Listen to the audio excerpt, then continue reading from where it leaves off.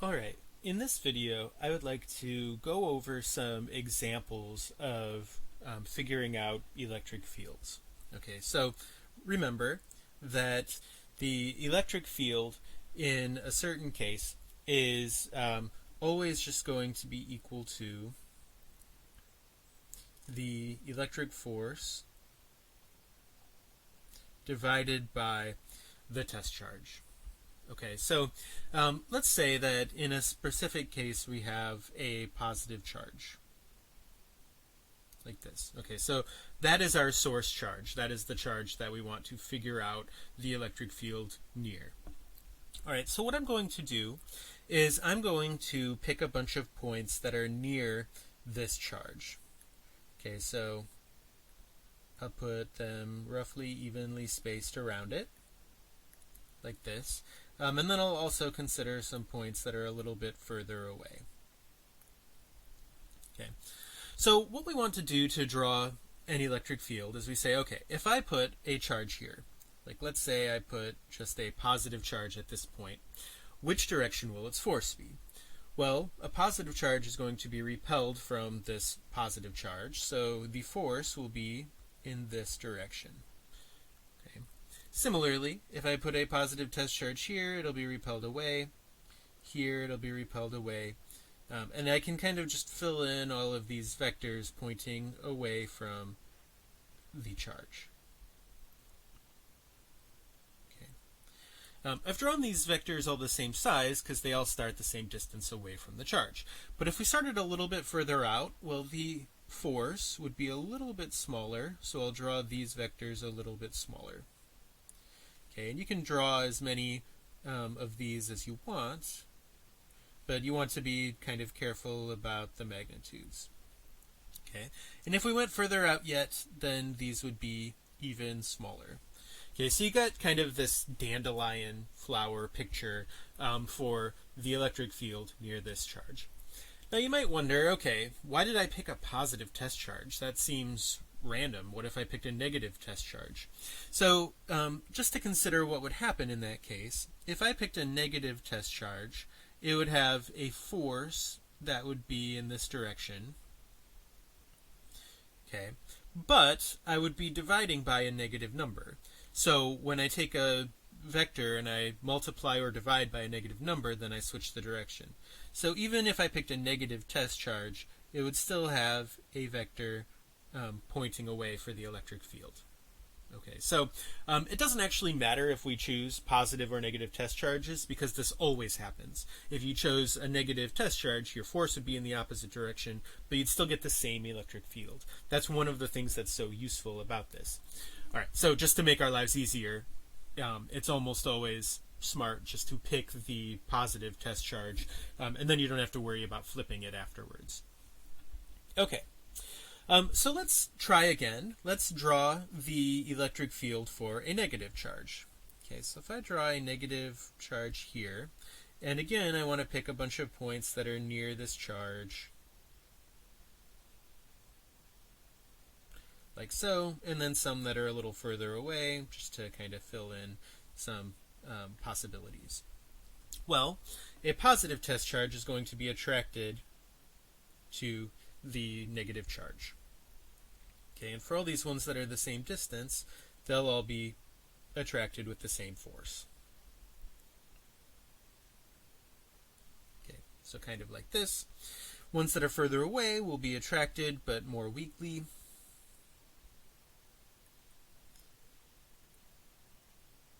Okay, sort of like this, and if you want, you can always fill in some more. Like so. And one kind of peculiar thing that can happen is, let's say I picked a spot that was really close. Well, if it's even closer, it'll have an even stronger attractive force. And so in order to draw that even bigger, I would have to cross over the charge like this. That's actually okay. If I picked another one over here, then it would have to have a force kind of like this. So this looks a little messy, but it's not actually a problem that the vectors have crossed each other. Okay, so the electric field vectors correspond to the tail location.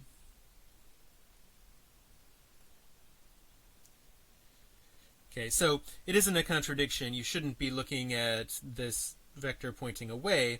You should be only looking at this spot where the vector starts. That's where the electric field vector represents, is the field at that point. Okay, so don't get distracted by it being a little messy. That's okay. And in fact, we'll have some ways to think about electric fields later that are a little less messy. So for now, we just go with it. Okay, so that's fine for these two simple cases, if we just have a positive charge and a negative charge.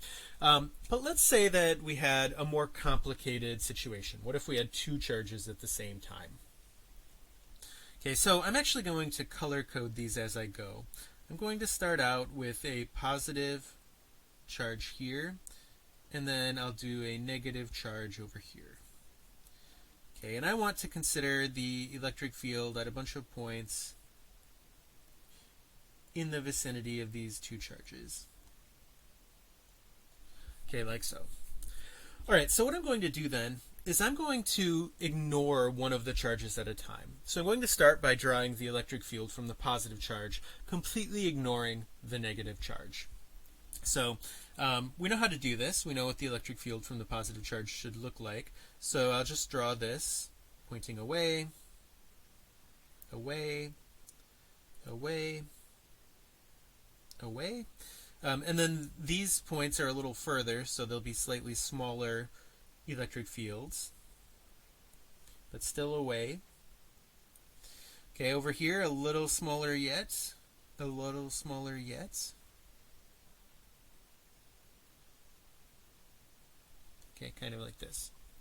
All right, so it doesn't have to be perfect, but you're trying to be as precise as you can, showing what the electric field looks like from that positive charge.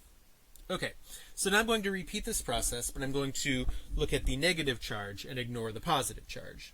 Okay, so for the negative charge, I'll have the electric field pointing towards here. And I want it to be pretty symmetrical with the other one, so I'm actually going to make that a little longer. So a little more like that. Okay.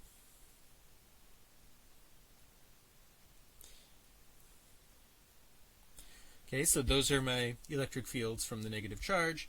Over here, a little bit shorter because it's a little further away, but definitely still towards. Okay, like this. And then for these, smaller yet, smaller yet. Just kind of fill in these vectors. Okay, so now we know what the electric fields look like for each individual vector. But vectors, electric field vectors, are subject to superposition rules. So if I want to find the total electric field, I can just use vector superposition to add those together. Now, in case you're a little rusty on this, that's okay. What you want to think of when you add together two vectors is you can imagine adding them head to tail. Okay, so let's say I have two vectors like this. Well, one thing you can do is you can imagine moving one vector so that its tail starts at the head of the other vector. So then the total goes from the very beginning to the very end.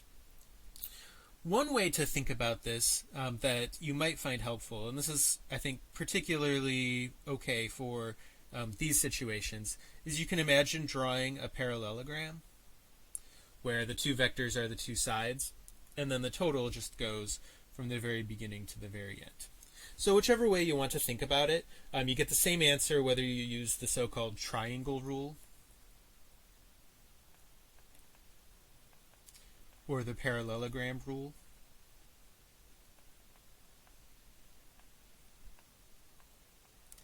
But in either case, that's what we want to do here. Okay, so I'm going to start out with this one in the middle. So I've got these two vectors, and if I add them head to tail, then it ends up something like this.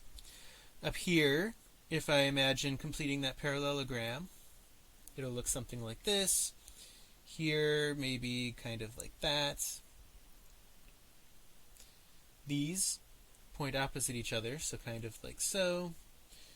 These also kind of opposite, not quite. This one kind of goes like that, and so on. So we'll just finish these as best we can.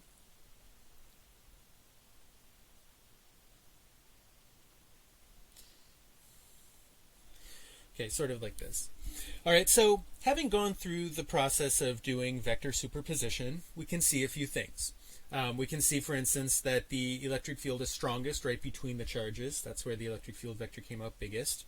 There's this sort of peculiar region in here where it looks like the electric fields are almost perfectly to the right. That's maybe a bit of a surprise. Not necessarily in between, but, you know, above and below that center point, they still kind of look like they're about to the right. Around the edges, if we consider what's going on, say at the very left-hand side, it looks like the positive charge is winning, and so the force, the electric field, well, the force on a test charge or the electric field, those are the same thing, will be to the left, and then over here, also to the left. There's kind of an interesting agreement about that. So we get kind of an overall sense of what the electric field looks like in a case like this. And if you wanted to consider what happens in some other places that we didn't explicitly figure out, like let's say you wanted to see what would happen up here to the upper left, well, you can kind of interpolate a little bit. So I'm guessing it would look something kind of like this. You know, kind of up at an angle in between those, maybe a length that's kind of in between the ones that are nearby. So this gives us a sense of what the region in the vicinity of the those two charges looks like. And this actually is going to be one of the ways that we think about the electric field. We can kind of imagine that there's some sort of pattern in the vicinity of some charges, and that's what we want to think about, some sort of structure to this vector field. And if you look back at our earlier two examples, you know, you again get sort of a sense of a structure here. There's some sort of pattern behind what is going on near positive and negative charges. Okay, so I'd encourage you as practice to try it with just two positive charges that are separated a little bit. So draw a number of points around these, like maybe here, here, here, here, here, and so on. And then go through the process of sketching out the electric field from the left one, sketch the electric field from the right one, and then sketch the superposition of the two, just for practice.